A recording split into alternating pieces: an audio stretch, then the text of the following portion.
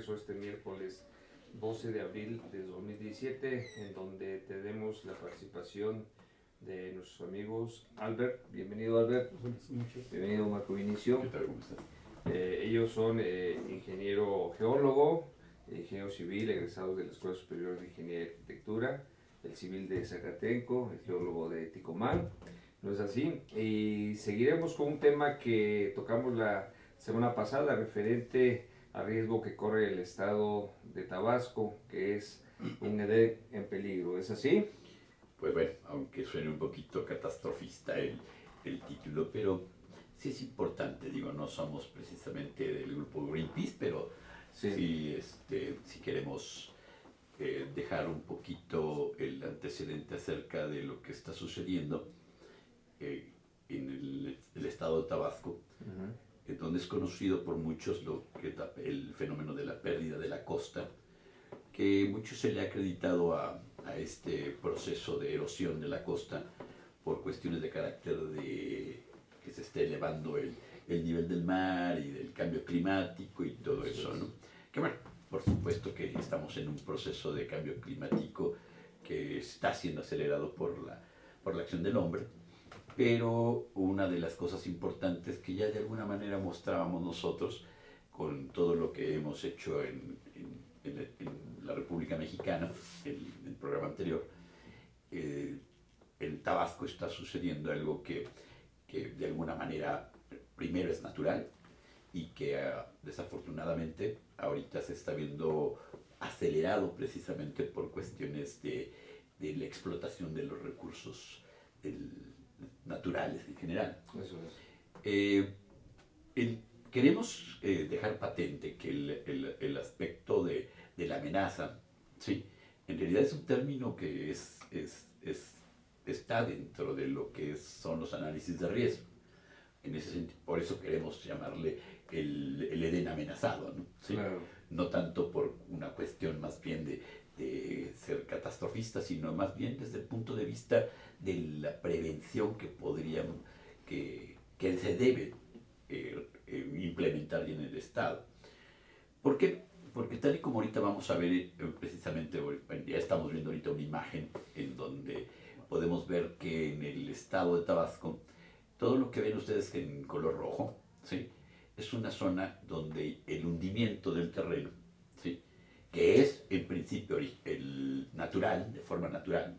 Geológicamente el estado de Tabasco se forma a partir de la cantidad de sedimentos que arrojan ríos como el Tonalá, el Usumacinta, la Sierra, que son ríos de los ríos más antiguos que tenemos también, ¿no? Y muy caudalosos, pero son de los ríos más antiguos que tenemos en la República Mexicana. Solo aluvial básicamente. Es muy aluvial, ¿sí? Entonces, esta imagen que nos se muestra en color rojo, muestra las zonas en donde se registran los mayores hundimientos en el estado de Tabasco, ¿sí? Tal y como podemos ver ahí, el hundimiento es bastante grande. Ha impactado zonas como son alguna zona muy importante que es los pantanos de Centla, ¿sí?, y algunos puntos hacia la costa, llamémosle, del centro del estado de Tabasco. Ahora, ahí vemos casi la línea limítrofe con Campeche. Es correcto. Esto, digamos, afecta también parte Por de supuesto, Campeche, ¿no? Por supuesto. Sigue la influencia del hundimiento desde el punto de vista geológico, es también hacia la parte de Campeche.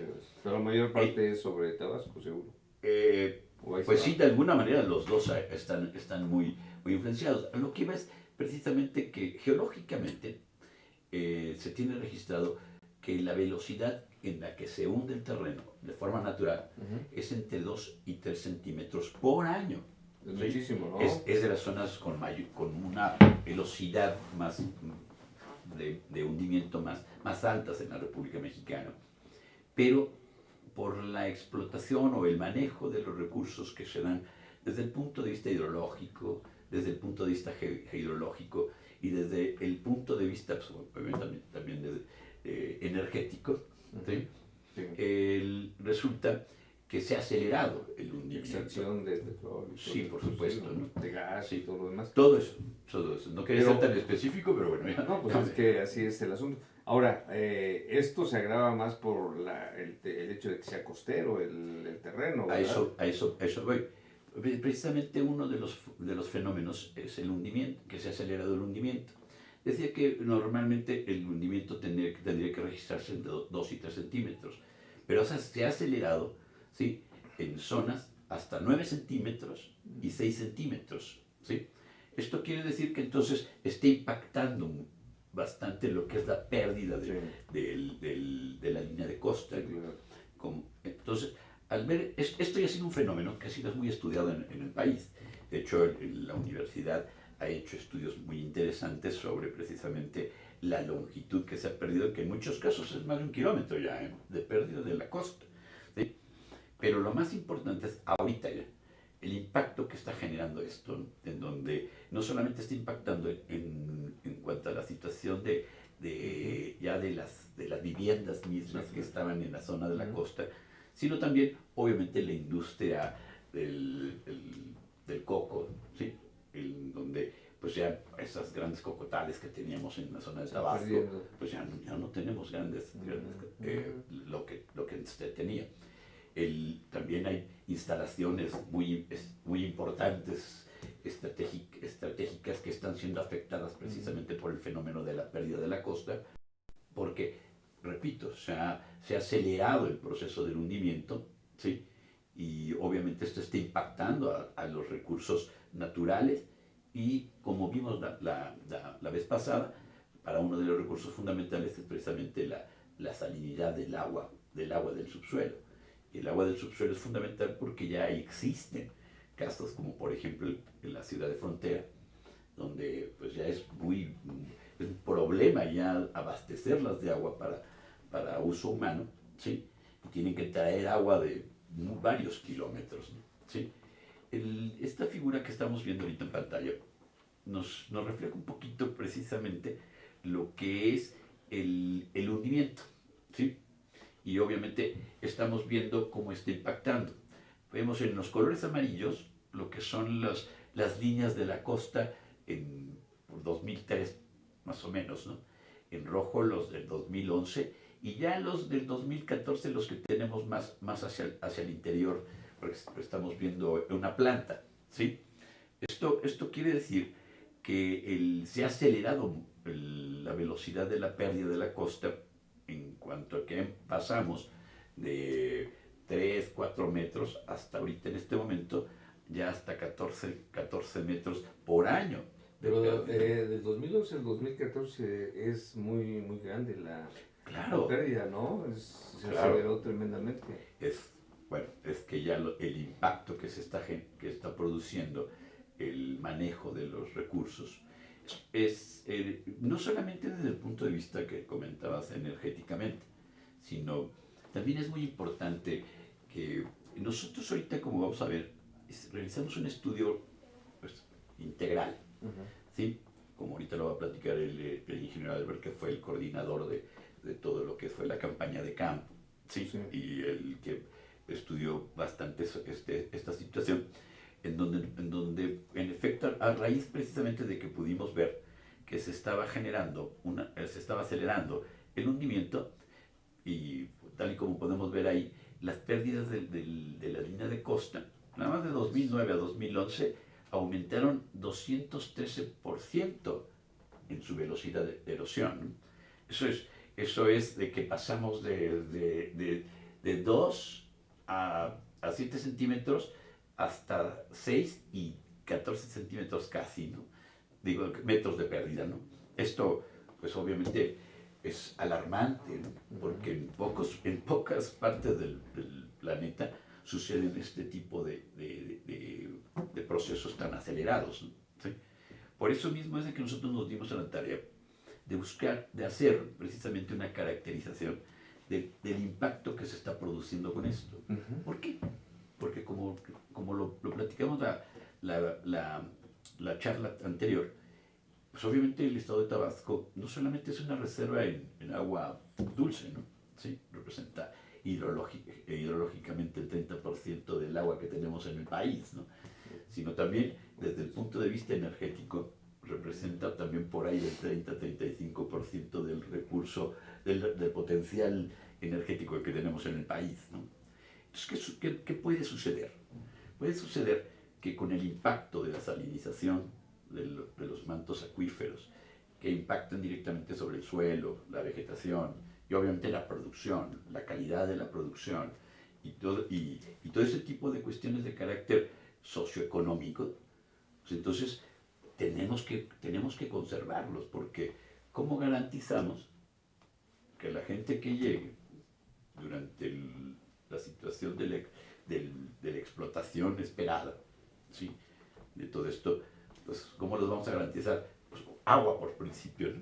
En realidad el agua viene siendo algo mundialmente que no estamos conservando y no estamos manteniendo como deberíamos mínimamente para consumo humano, ¿no? ¿Sí? Esto, entonces en ese sentido pues sí, era muy importante tener que ver esto, ¿no? ¿Sí? Y pues como podemos ver también en esta otra figura, ¿sí?, pues entender lo que sucede es relativamente sencillo.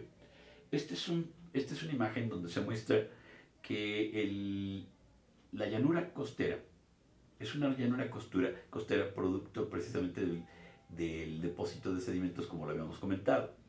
Grandes deltas son los que produjeron el estado de Tabasco. De ahí su riqueza también energética, porque estos deltas que están sepultados a 2.000, 3.000 metros de profundidad son los que producen precisamente la riqueza energética, ¿no? ¿Sí? Tanto gas como aceite, ¿no? ¿Sí? Pero podemos ver ahí que ya tenemos nosotros un delta que actualmente está en el Golfo, donde se puede percibir perfectamente bien hasta dónde llegaba la línea de costa y a dónde la tenemos actualmente, ¿no? Claro. ¿Sí? Un dato importantísimo que nos muestra este plano, es que el manejo hidrológico, al cambiar los cauces que se han hecho con los ríos, esto ha cambiado totalmente la hidrodinámica, haciendo precisamente que la energía que debe tener el continente con respecto a la formación de los deltas que protegen a la línea de costa de la erosión marina, pues obviamente ya no están saliendo los ríos con la misma fuerza con la que deberían de estar saliendo. Esto acelera el fenómeno de la erosión del litoral, ¿sí?, porque entonces el agua ya se está quedando en el interior, aumentando entonces el potencial de inundación, ¿sí? Y obviamente el potencial de inundación no es solamente la inundación impactando sobre la población, sino es impactando sobre suelos, sobre cultivos, sobre ganado, una vez más, sobre todas las relaciones sociales y económicas que están en el Estado, ¿no? Sí, por ejemplo, en la anterior figura se veía que Usumacinta tenía un delta, sí, más hacia Campeche, y se ha ido yendo hacia el delta del Grijalva, ¿no? Es la tendencia del hundimiento. El hundimiento viene de Campeche hacia la parte de Veracruz. Entonces topográficamente busca esa salida. Ha migrado el cauce del Usumacinta, como podemos ver en la imagen. Ahí está el primer delta que se ve en la parte superior, pero ahora ya lo tenemos el nuevo que tenemos acá a la izquierda. Pero fíjate una cosa, un dato muy importante. Es una distancia bastante grande. No, sí, son ya varios cientos de kilómetros, ¿no? Pero lo importante aquí es lo siguiente: el delta del Usumacinta actualmente es el único delta que tenemos en el país, ¿sí? Como delta, sí, digamos, ganándole al mar, ¿no? Porque tenemos otros deltas, pero son deltas que están regresando. Es correcto, ¿no? Sí, de tipo estuarios, ¿no? Pero es un delta bonito todavía, pero ya deberíamos hacerlo, mantenerlo como una reserva o algo así. Una reserva, porque lo estamos empezando a perder. Es un delta muy, muy joven, tendrá 5.000 años, y si volvemos otra vez, 5.000 años para biológicamente no es absolutamente nada, tiene muy poco desarrollo, sí, claro. Entonces obviamente es muy vulnerable a ser impactado, y eso es lo que está sucediendo con el hundimiento. Vimos que precisamente esa zona de donde está el delta se está hundiendo más rápido. En esa parte nosotros detectamos que había hundimientos de más de 14 centímetros, de 14 centímetros por año. ¿Sí?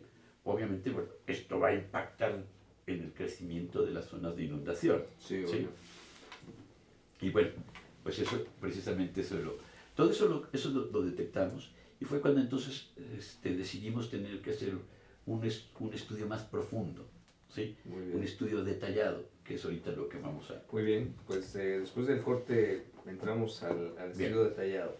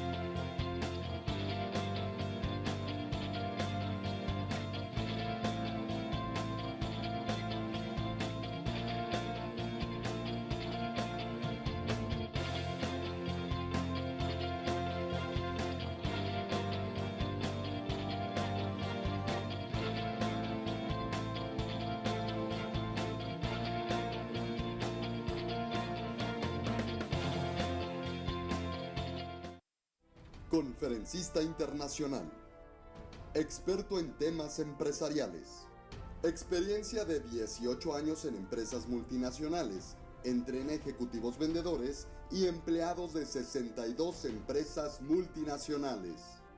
Conductor del programa Líderes en Acción en Astele.tv. Ha brindado más de 2.500 conferencias en México, Centro y Sudamérica. Orador profesional y campeón nacional de oratoria. Considerado el comunicador del año. Gildardo Avendaño.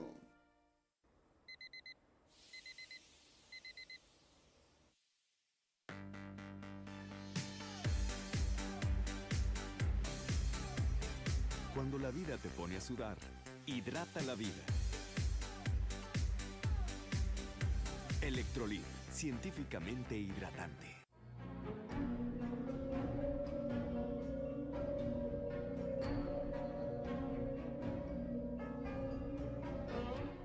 Rosso Fragola. Arte en fresa que seduce tus sentidos.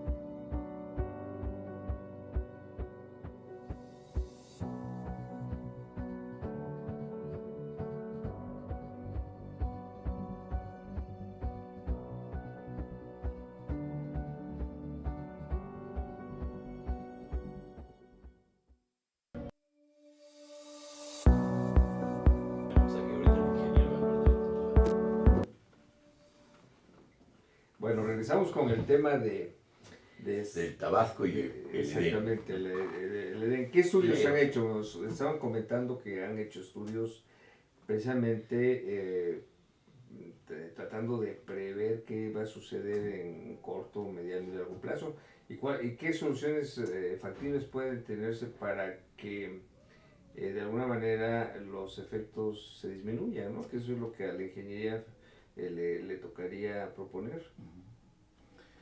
Bueno, parte de los estudios inicialmente que se hicieron son para caracterizar el medio, para caracterizar la región. Okay. Todo está fundamentado obviamente en los estudios geológicos y la dinámica geológica que se presenta en esa zona específica. Sí. Lo que hicimos nosotros fue hacer durante cerca de 6 meses el planteamiento de ubicar zonas específicas en donde hacer un muestreo de suelos, en donde hacer muestreo de agua, en donde hacer caracterización de tipo geofísico indirecto que nos permitiera hacer un modelo del subsuelo y poder ubicar las zonas específicamente. En base a este mapa que tenemos, esta es una caracterización que se hace superficialmente. Sí, claro. Todos los estudios que se hicieron fue para confirmar esta situación, pero en el subsuelo a profundidades de hasta 200-250 metros.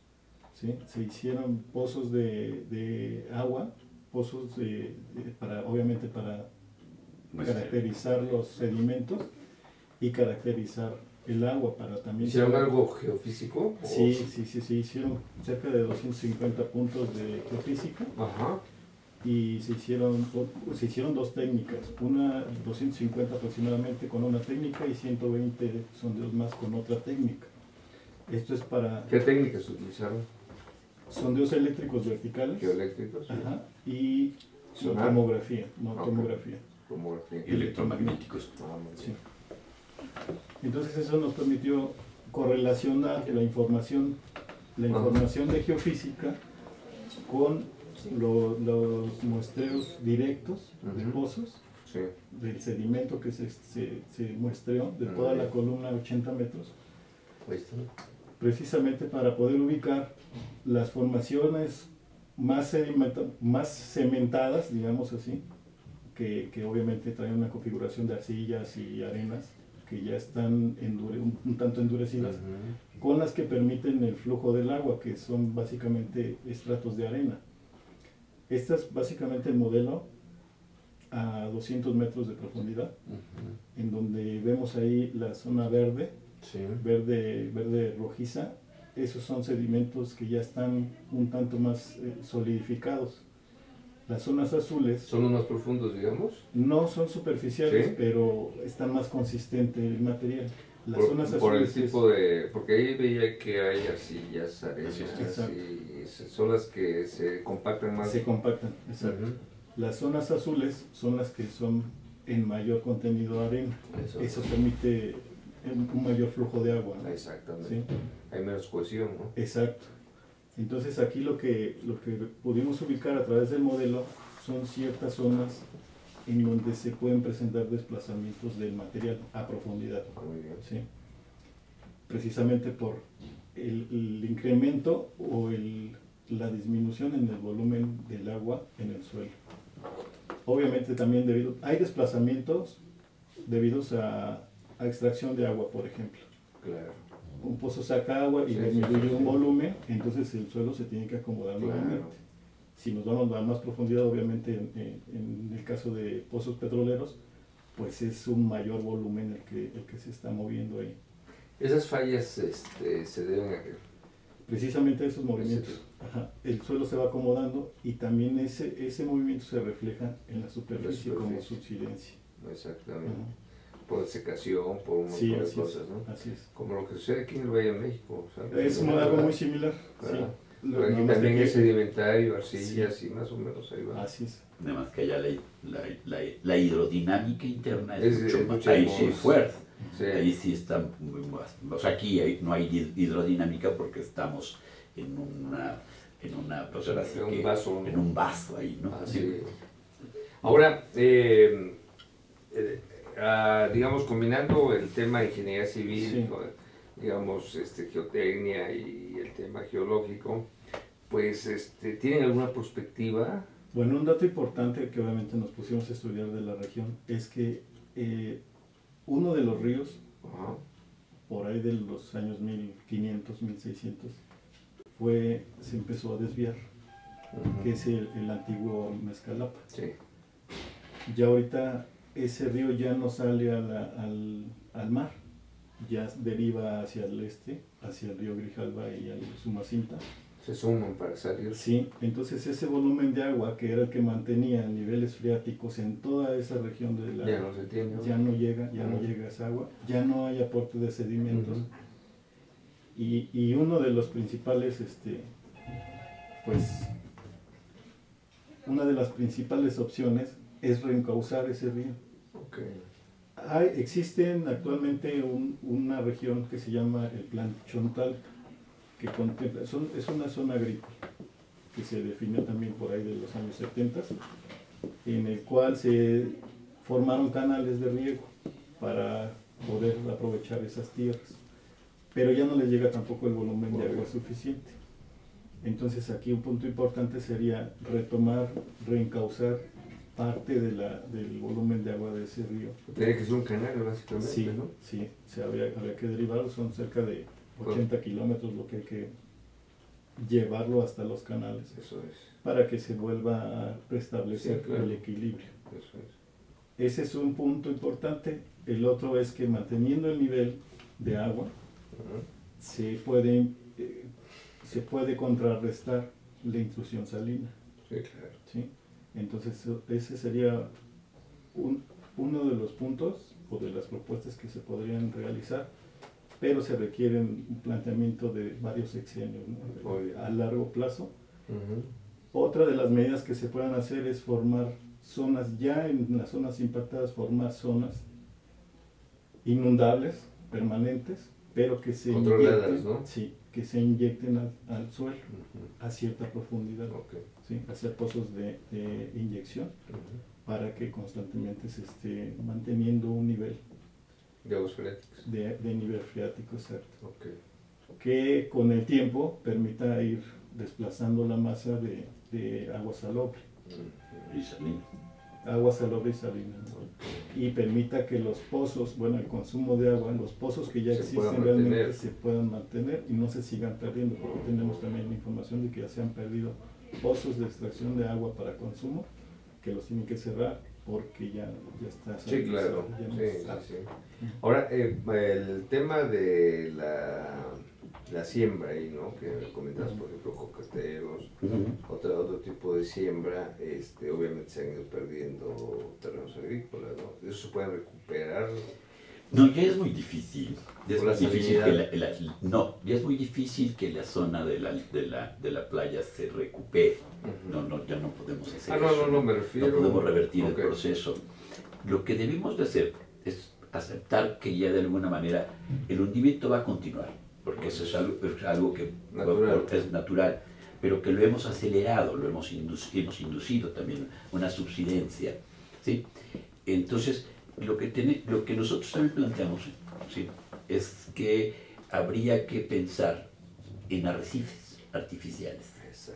Habría que pensar en arrecifes artificiales, porque se han hecho intentos. O sea, verdaderamente el gobierno, los gobiernos estatal, municipales y también federal han invertido mucho dinero en tratar de frenar lo que es la erosión. Pero sin éxito, obviamente. ¿Verdad? Pero no se ha tenido éxito. Es que se requiere un estudio integral, 100%, ¿no? Eso fue precisamente a lo que nosotros nos dedicamos. Esto fue un estudio que en realidad, lo que ahorita comentaba el ingeniero Albert, el trabajo de campo fue de 6 meses porque teníamos ya más de 2 años haciendo el estudio de gabinete. El estudio de gabinete nos permitió precisamente que desarrolláramos un estudio de campo de manera objetiva, de manera rápida, para obtener resultados rápidos, ¿sí? Esto fue fundamental, porque ya nosotros íbamos a zonas específicas, ¿no? Porque ya habíamos hecho toda una investigación básica, interpretación cartográfica, bibliográfica, etc. en donde ya nosotros conocíamos muy bien qué fenómeno teníamos que buscar. El trabajo de campo lo único que nos permitió es ya encontrar los parámetros de calidad de agua, donde vimos que en efecto había contaminantes muy importantes, precisamente asociados a lo que es natural, la presencia de hidrocarburos, ¿no? O sea, los hidrocarburos están ahí, obviamente todo hidrocarburo genera cierto tipo de elementos químicos que se asimilan en el agua subterránea, y eso obviamente produce una contaminación, porque no solamente detectamos que había una contaminación salina, sino había otro tipo de contaminantes. Para eso también hicimos una propuesta, en donde, tal como ahorita lo comenté el ingeniero, porque ya sabíamos más o menos cómo estaba la tendencia del flujo de agua, ¿sí? Ya sabíamos dónde estaban las anomalías de carácter geoquímico con altos contaminantes. Entonces propusimos, ¿sí?, un proyecto en donde se hicieran pozos, donde no solamente se inyectara agua, sino también se inyectaran, ¿sí?, unos elementos químicos que contrarrestasen precisamente la presencia de estos contaminantes para mejorar la calidad del agua, ¿sí? Al mismo tiempo, como ahorita lo vimos, si nosotros conocíamos que la velocidad de la costa se perdía en tantos metros, ¿sí?, y que ya el impacto ya es prácticamente, o sea, lo tenemos que aceptar porque eso es natural. Entonces había que hacer la creación de arrecifes artificiales. Entonces, exactamente, sí, adelante. Propusimos también puntos en donde había que hacer inyección de carbonatos de calcio para generar precisamente arrecifes, porque se han hecho intentos de arrecifes, ¿sí?, artificiales, pero tampoco han funcionado. ¿Por qué? Porque no se ha entendido que el fenómeno del hundimiento es un fenómeno primero natural, ¿sí?, pero que este fenómeno ya se aceleró. Entonces, en ese sentido, pues obviamente van a seguir creciendo las lagunas, va a seguir creciendo en la zona de inundación, y por lo tanto tenemos que aceptar eso, ¿sí?, y entonces crear, ¿sí?, medidas que no impacten de manera acelerada el proceso. Claro. ¿Sí? Ahora, pensando un poquito desde el punto de vista hidráulico, el hecho de que haya una barrera de arrecife, pues ahí rompe la ola, lo demás es una lagunita, y eso nos permitiría que saliera con mayor fuerza, digamos, el río, y pudiera de alguna manera ir recuperando por sedimento. Bueno, de hecho sí es factible con tiempo. No, claro. ¿Sí? Sí. Yo creo que básicamente ahorita el aporte fuerte de sedimento viene de más al este, ¿no? Okay. De la zona de Usumacinta. Uh-huh. Pero ya hay manera de que ese aporte de sedimento se pueda albergar en zonas fijas. Exactamente. ¿Sí? Ahorita lo que pasa es que no hay una zona está muy disperso permanente, que sea permanente lo suficiente como para que se pueda ir acumulando material. Sí, porque las corrientes y el mismo oleaje es además, muy fuerte, ¿no? Los nortes también ahí son muy intensos, sí. ¿no? Entonces es cuando el zona de sotavento, ¿no? Sí, el mar agrede demasiado a las zonas de amortiguación. Muy bien, pues vamos a tomar otro pequeño receso y regresamos para hablar de más medidas propuestas para este tema. Regresamos.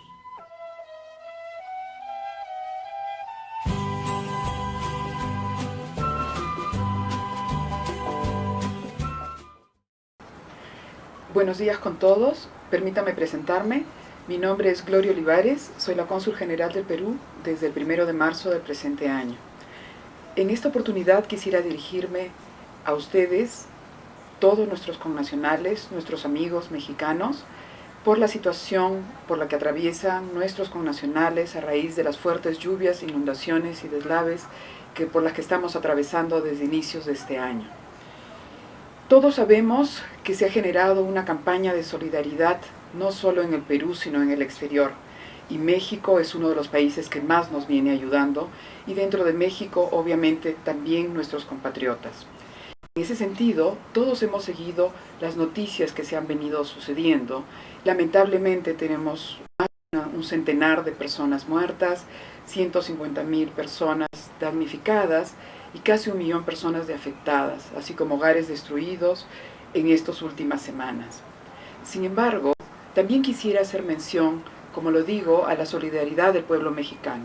Hemos recibido ayuda no solo del gobierno mexicano a través de sus rescatistas y médicos que se encuentran en este momento al norte del Perú, sino también hemos recibido ayuda de la sociedad civil mexicana a través de otro grupo de rescatistas que muy tempranamente viajaron al Perú a apoyar en los primeros momentos, y las empresas privadas mexicanas que también han aportado algún material como carpas, motobombas, para tratar de aliviar en algo la situación por la que vienen atravesando los peruanos, especialmente el norte del Perú.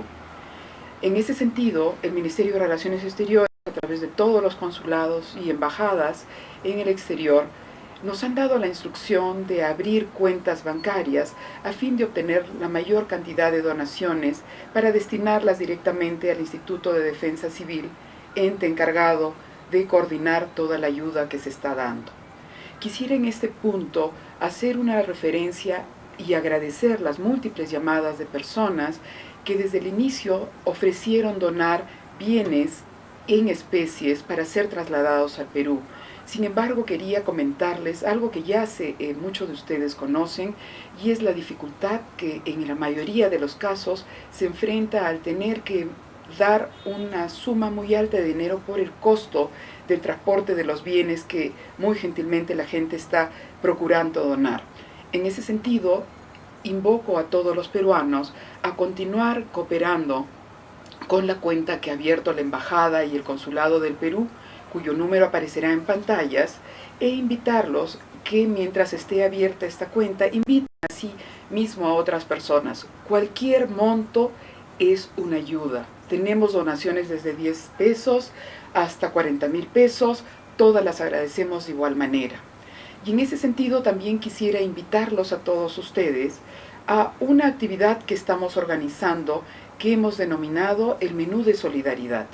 El día 23 de abril, un domingo, para que todas las familias puedan asistir, los esperamos en el Colegio Amauta, un colegio de peruanos que nos los han prestado, donde tendremos la oportunidad de ofrecerles 3 menús totalmente donados por restaurantes y personas individuales que radican acá en Ciudad de México, que costará la suma de 150 pesos.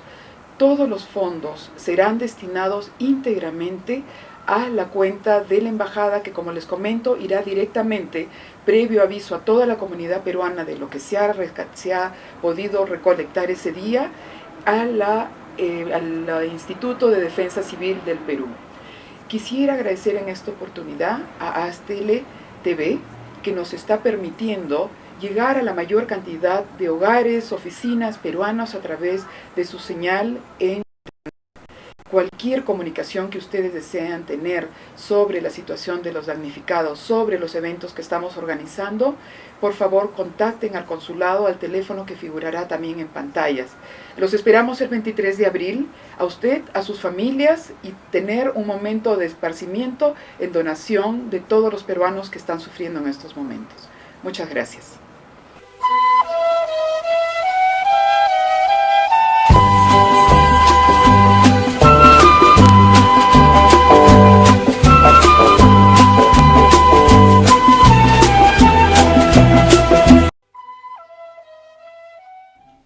Inteligente, ¿no?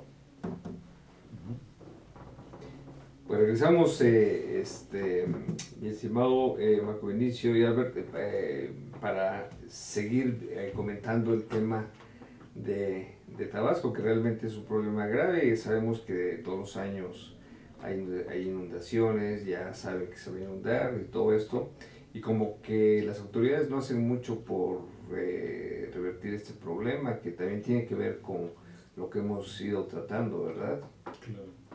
Que entonces, ya hablamos de una posible solución de recauzar el río, y otra es poner ahí un arrecife artificial, obviamente. ¿Alguna otra posición? Me comentaba sobre elevar las coronas de los bordos, por ejemplo. Lo que pasa es que el ingeniero Albert, cuando estaban viendo esta situación del de que se estaban ya volviendo, había crecimiento de las lagunas, ¿sí? Crecimiento importante, ¿no? Esto, digo, en realidad, si lo vemos desde el punto de vista propositivo, esto puede ser importante porque uno de los aspectos socioeconómicos que está impactando seriamente es el cultivo de ostión. El cultivo de ostión representa para el estado de Tabasco ingresos verdaderamente multimillonarios, pero multimillonarios. El ostión es muy susceptible a cualquier cambio en las condiciones químicas, ¿no? Químicas, físico-químicas del agua. También, sí. En ese sentido se está viendo venir muy abajo, está cayendo seriamente la producción de ostión, ¿sí? Ostión y camarón. Y camarón, pero en efecto con los crecimientos que de alguna manera ahorita vamos a ver en alguna deposición, como es en este caso, el caso de la laguna Machona, donde Inge, puedes... Ajá. Bueno, aquí lo que estamos viendo es que la laguna Machona ha estado creciendo hacia el sur, debido obviamente a la subsidencia, al hundimiento del fondo de la laguna. Vemos en la línea azul nos marca una ribera que se identificó como una ribera a partir del muestreo que se hizo dentro de la laguna. En las columnas del lado derecho estamos viendo ahí las profundidades a las que se detectó el suelo pues hace años, ¿no? ¿Qué quiere decir eso? La parte café es más antigua, ¿no? Es exacto, ahí como lo dices, es un paleosuelo, sí, que quedó sepultado de ahí y tiene un aporte de sedimentos, claro, obviamente en la parte más superior. jóvenes. Sí. Pero vimos que a partir que nos íbamos más hacia la ribera, se encuentran otras dos fases más anteriores de hasta dónde ha crecido ya la ribera, ¿sí? Estamos viendo en la en la línea roja la fase 2 y en la línea café la ribera número 3. Sí, obviamente esto sigue avanzando, ¿no? Sigue es la avanzando. línea delgada, ¿no? Ajá, Así es, ahora la actual. Sí, es la actual, Sí. ¿no? Sí. Está creciendo más todavía Sí. la laguna. Pero eso es precisamente algo importante que es comentar. Mira, en efecto, nosotros no solamente nos dimos a la tarea de caracterizar el fenómeno, ¿no? Sino nos dimos a la tarea de decir, bueno, mire, pues nos espanta. O sea, primero es algo que no podemos evitar. Debemos entender para poder crear soluciones que sean soluciones sustentables, porque este es el punto, ¿sí? Hasta actualmente, en efecto, se han hecho trabajos, se han hecho obras, se ha hecho todo, pero desafortunadamente no todas han funcionado. ¿Por qué no han funcionado? Porque es importante que en la actualidad, ¿sí?, hagamos una reingeniería de lo que tenemos, tengamos una concepción, digamos, ya diferente de la que teníamos actualmente, ¿no? Las cosas han cambiado, ¿sí? La naturaleza ha cambiado, las tecnologías han cambiado, la ciencia misma está cambiando, ¿no? ¿Sí? Y eso lo tenemos que entender, porque si no entendemos que en efecto esto es inevitable el crecimiento, ¿sí? Sí, claro. Entonces no vamos a entender que esto lo podemos nosotros aprovechar para, en efecto, crear granjas de cultivo de camarón, ¿sí? Y otro tipo de elementos que también un factor fundamental. Resulta que nosotros vimos que se hablaba sobre el mangle, ¿no?, que es mucho de lo que es fundamental en las partes litorales. En el estado de Tabasco, lo que nosotros vimos es que, a diferencia de otros estados, No hay mangle mucho. no, está ¿Sí? creciendo el Está mangle. creciendo. Por supuesto se está ¿Es perdiendo el mangle. rojo o qué? El blanco, el rojo y uno Negro. que encontramos a casi a más de 60 kilómetros de distancia de la costa fue el de Botoncillo. ¿Sí? Y eso nos estaba indicando precisamente las zonas del flujo salino que se estaba dando. Subterráneo, ¿no? Es correcto. Pero ya teníamos mangle muy Sí, adentro, sí, ya sí. no en la zona, ¿no? ¿Sí? Y aquí está algo de lo que decía el ingeniero Al, ¿sí? Bueno, pues, si entendemos que en efecto uno de los problemas que en las obras, porque esto es obra, el rompido es el concepto en Tabasco con lo que se tiene como historia acerca de la evolución de las inundaciones históricas, catastróficas, por supuesto, ¿no? Donde ahí podemos ver todos los rompidos que les llaman allá en Tabasco, ¿sí? en donde pues, en efecto han sido, estos son productos, el primero no, el primero fue precisamente generado para que, fue el desvío que tuvo el río Mezcala, porque dice el ingeniero, ¿sí? Y eso fue porque sí, los corsarios entraban hasta la antigua Villa, navegando hasta lo que era Villahermosa, ¿sí? San Juan Bautista se llamaba antes de Villahermosa, ¿sí? Y pues bueno, para hacerlo se evitaron exactamente esto, ¿no? ¿Sí? Desviándolo, ¿no? Lo desviaron y ya con eso secaron para que no entraran. No se secó totalmente, se disminuyó el volumen de agua y eso. Ahora, la barra que forma la famosa Laguna Machona, se ve que es cada vez más delgada y aquí hay entradas mayores, ¿no? Es correcto. Eso es precisamente, perdón, es ahí donde estamos proponiendo la generación de arrecifes. Exactamente. ¿Por qué? Porque, como comentaba ahorita el ingeniero Albert, o sea, ahí tradicionalmente también golpean ciclones, tradicionalmente también golpean huracanes. Entonces, si nosotros creamos arrecifes, ¿sí? Arrecifes artificiales, pero que realmente bajo una concepción natural, ¿sí? Entonces generamos barreras de impacto sobre lo que son las futuras lagunas, ¿no? La suavidad, ¿no? Es correcto. El efecto de atolón, ¿no? Exacto. El efecto de un atolón, ¿sí? Donde el atolón está, en general el núcleo del atolón está protegido por todos los arrecifes perimetrales, ¿no? ¿Sí? Eso, o sea, no estamos inventando nada, la naturaleza misma lo ha hecho, ¿no? ¿Sí? Pero vuelvo a repetir, hay que ayudarle, ¿no? Es correcto, pero vuelvo a insistir en algo. Si quieres proponer realmente soluciones sustentables, primero tienes que conocer perfectamente bien esto. Sí, y tienes que conocerlo, diagnosticar, ¿no? No desde el punto de vista solamente de inventario, como muchas veces se hace, sino desde el punto de vista causal. O sea, es decir, ¿cuál es el fenómeno? ¿Sí? El fenómeno es estos son los procesos, entonces esto ya se tiene con estos parámetros, pues entonces hagamos eso, ¿no? ¿Sí? Y además pensando en que es un proceso que es progresivo, no es estático. Hay que aceptar, ¿no?, que ya hay zonas impactadas, porque si eso no se acepta como tal, pues es difícil que se pueda proponer algo a futuro. ¿Y desde cuándo están estudiando esto? ¿En qué año aproximadamente? 2008, 2009 más o menos. ¿Estaba Granier de...? Sí, afortunadamente tuvimos la fortuna de estar ahí con el gobierno. No, con el gobierno. Es que nos escucharon, tuvimos un respaldo importante. No voy a echar flores a nadie, pero nos dieron la oportunidad de continuar con esto, porque sí les hicimos, todo lo que hicimos desgraciadamente no sabemos dónde está.